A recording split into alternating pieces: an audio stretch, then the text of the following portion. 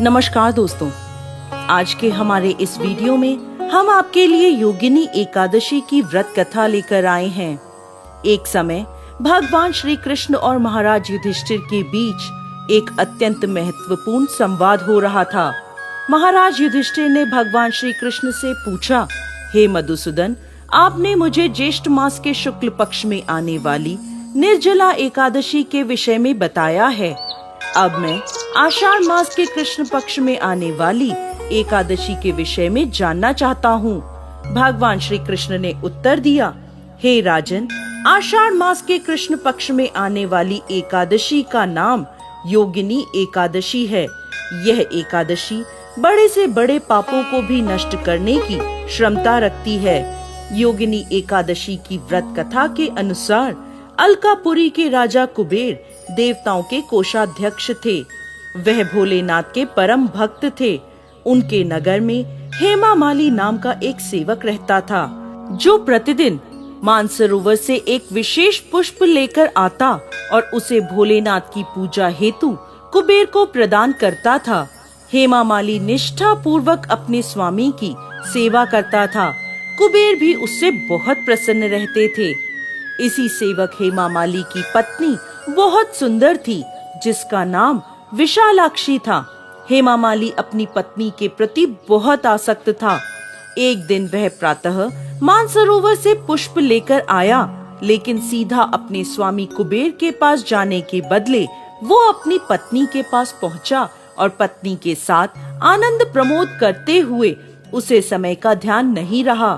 दूसरी तरफ राजा कुबेर भोलेनाथ की पूजा के लिए पुष्प की प्रतीक्षा करते रहे। प्रतीक्षा करते करते 6 घंटे का समय बीत गया।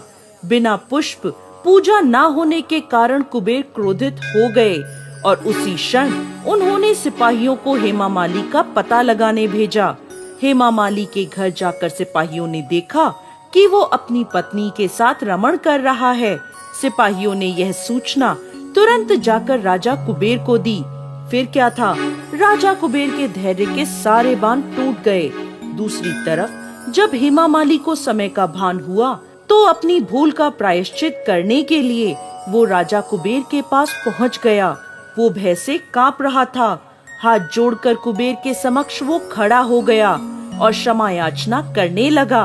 लेकिन कुबेर अत्यंत रोष में बोले, हे मूर्ख, तू महापापी है।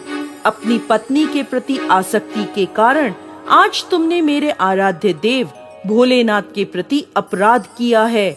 इसलिए मैं तुम्हें श्राप देता हूँ। इसी क्षण तुम्हारा पतन हो जाए, तुम्हारा संपूर्ण शरीर कोढ़ से ग्रस्त हो जाए। तुम पृथ्वी पर अपने कर्मों की सजा भुगतो और अपनी पत्नी से सदा सर्वदा के लिए दूर हो जाओ।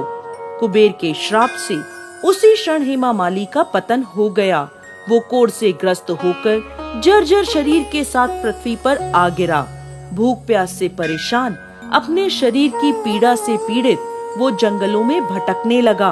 अनेक वर्षों तक वो यह यातना भुगतता रहा, परंतु भोलेनाथ की उपासना में सहायता करने के कारण उसकी चेतना शुद्ध और सात्विक बनी रही। एक दिन वो एक पर्वत पर जा पहुंचा, जहाँ ऋषि मार्कंडे तपस्या कर रहे थे। उन्हें देखकर हेमामाली ने उन्हें प्रणाम किया। ऋषि मार्कंडे ने उसे अपने पास बुलाया और पूछा, पुत्र, तुम कौन हो और इस प्रकार जंगल में किस उद्देश्य से भटक रहे हो? हेमामाली ने अपने जीवन की सारी पीड़ा ऋषि मार्कंडे को सुना दी और अंत में हाथ जोड़कर बोला, हे ऋषिवर, मेरे कुछ पुण्य कर्म थे जिनके कारण मुझे आपके दर्शन प्राप्त हुए हैं। कृपा आप मुझे इस पाप से मुक्त होने का मार्ग दिखाएं। हेमामाली की प्रार्थना सुन ऋषि मार्कंडे बोले, आने वाले आषाढ़ मास के कृष्ण पक्ष में योगिनी एकादशी आएगी।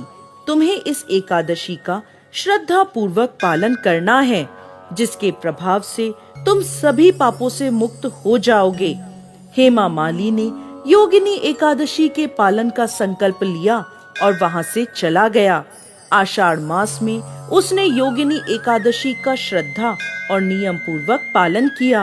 व्रत के प्रभाव से उसका शरीर कोढ़ मुक्त हो गया और अपने पूर्व शरीर को प्राप्त करके वो अपनी नगरी अलकापुरी वापस लौट गया।